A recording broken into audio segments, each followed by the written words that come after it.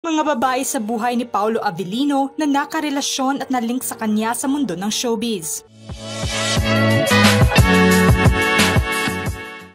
Janine Gutierrez. Naging pribado noon ang relasyon ni Paolo Avellino sa aktres na si Janine Gutierrez.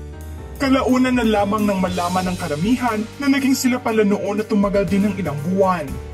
Ayon sa ulat, nauwi umano sa hiwalayan ang relasyon ng dalawa.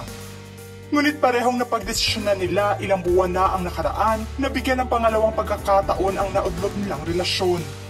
Naging matunog nga nakaraang taon pa lamang na nagkakamabutihang muli sila, ngunit kasunod naman ang pagkalat ng mga espekulasyong hindi ito natuloy. Dahil na umano sa mainit na tambalang Kim Chiu at Paolo ngayon, wala ngang direktang pag-amin ang dalawa tungkol na sa tunay na relasyon nila. Ngunit nakaraang taon, matatandaang nagbigay ng mga hints ang aktres sa ugnayan niya kay Paolo, kung saan sa kanyang pahayag na binitawan noon ay aniya na hindi na umano kailangang tanungin pa kung ano ang label ng relasyon niya sa aktor, at gets na umano iyon ng mga fans nila. Bukas na inihayag naman ng aktres noon pa man na masaya siya na nakakausap niya ang aktor at isa umano ito sa mga naging sandalan niya. Samantalang suportado naman ng mga magulang ni Janine kung ano ang real score ng relasyon nila. Jody Tarasic. Nagsimula ang relasyon ni Paolo noon sa kanyang Pinay-Aussie girlfriend na si Jody Tarasic taong 2017. Naging pribado rin ang tungkol sa kanilang dalawa, kung saan mailap lamang na isinapubliko ng aktor ang moments niya sa kanyang non-showbiz girlfriend noon.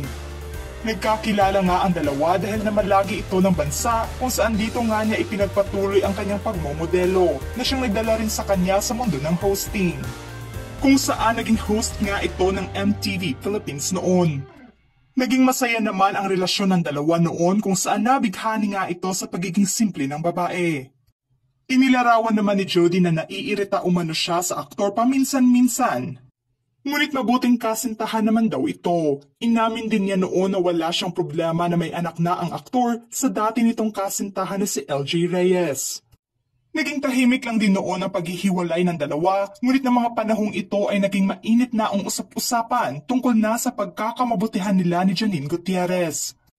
Kung saan inamin niya na naging third party umano siya sa isang relasyon at na-in love sa kanyang co-star. Espekulasyon naman ng mga netizens na ang tinutukoy nito ay ang aktres na si Janine, matapos na naghiwalay din ito noon sa kanyang boyfriend na si River Cruz. Casey Concepcion.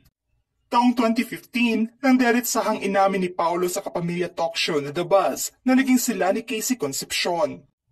Opisyal umano ang pag-iibigan nila noon ng aktres. Taong 2013 kasi ay usap-usapan ang panliligaw umano nito sa aktres, kaya naman inamin niya na nagkaroon sila ng relasyon. Naging malimit naman ang pagdetalye niya sa naging hiwalayan nila taong 2015. Sa kampo naman ni Casey ay iniiwasan nga nito noon ang katanungan ng publiko tungkol na sa kanilang hiwalayan. Binigay na rin ni Casey ang respeto niya sa aktor noon, kaya malimit lamang ang pagsagot niya sa katanungan ng lahat. Marami umano siyang na-realize at mas lalong napahalagahan pa ang kanyang sarili. Matatanda ang hindi naman gaano kabukas sa publiko ang relasyon nila noon, kaya naging tahimik lang din ang hiwalayan nila. Nilinaw naman ni Casey na walang third party sa breakup nila ng aktor. LJ Reyes. Taong 2009, nag-umpisa ang relasyon ni Paolo sa aktres na si LJ Reyes.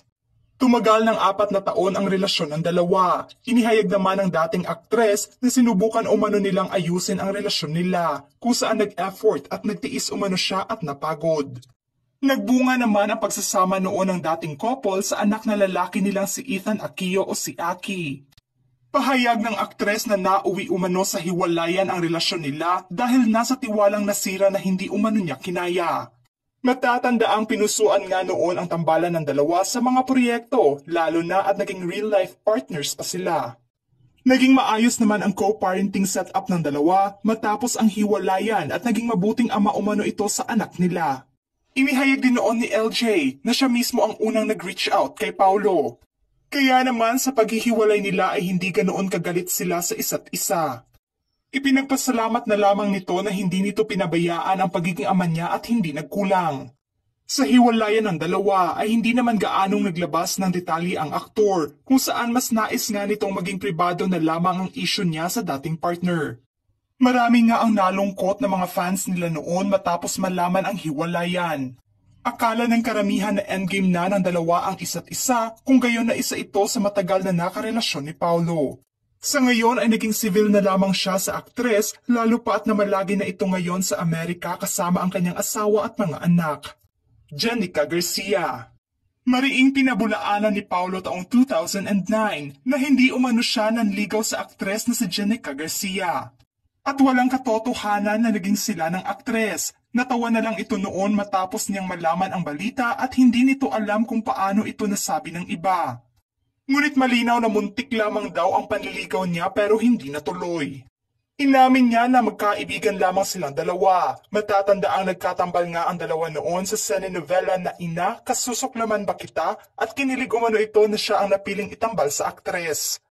Inamin din ni Paulo na nagagandahan siya sa aktres pero hanggang magkaibigan lamang daw talaga sila. Hindi naman niya nilimitahan ang sarili na purihin ang galing din nito sa pag-arte lalo pa at nakatambal niya ito. Na mga panahong iyon ay sobrang babata pa nga nila at naging mainit naman ang pagtanggap ng publiko noon sa tambalan nila.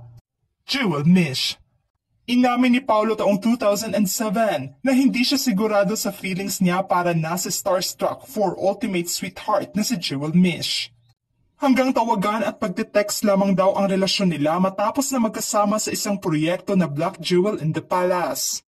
Matapos umano ang eksena nila ay hindi na sila nagkausap. Na mga panahong ito ay sobrang busy umano nila sa trabaho kaya walang ligawan na nangyari. Kim Chu. Inilarawan ng aktres na si Kim Chu na isang cutie ang aktor na si Paulo.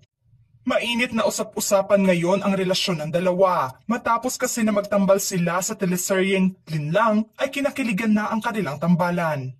Hanggang sa masundan nga ito ng panibagong proyekto ngayong taon. Puro panunukso nga ang ibinabato ng mga fans nila sa kanila. Wala namang direktang pag-amin ang dalawa tungkol na sa tunay na relasyon nila. Ngunit ayon sa source ni OG Diaz na hindi umano magjowa ang dalawa. Ayon umano sa mga staff ng series nila ngayon na What's Wrong with Secretary Kim ay hindi na umano gaanong kasweet ang dalawa sa isa't isa at malabo umano ang ligawan. Ngunit hiling naman ng mga taga-suporta ng Kim Pao na sana ay magkatuluyan silang dalawa. Magtatandaang kakahiwalay nga lang ni Kim sa kanyang dating kasintahan na si Sian Lim. Kaya naman todo ang suporta ng mga fans nito na maging sila in real life ng aktor. Sa tuwing nagkakasama nga ang dalawa ay hindi mapigilan ng mga fans nila na mapatili sa kilig. Pansin nga nila na may spark umano ang dalawa sa isa't isa kaya pinipilit nilang i-level up ng mga ito ang pagiging on-screen partner nila. At mauwi nga sa opisyal ang kanilang relasyon. Hangad nga ng mga fans ng Kim Pao na sana ibigyan ng chance ng bawat isa ang sarili nila.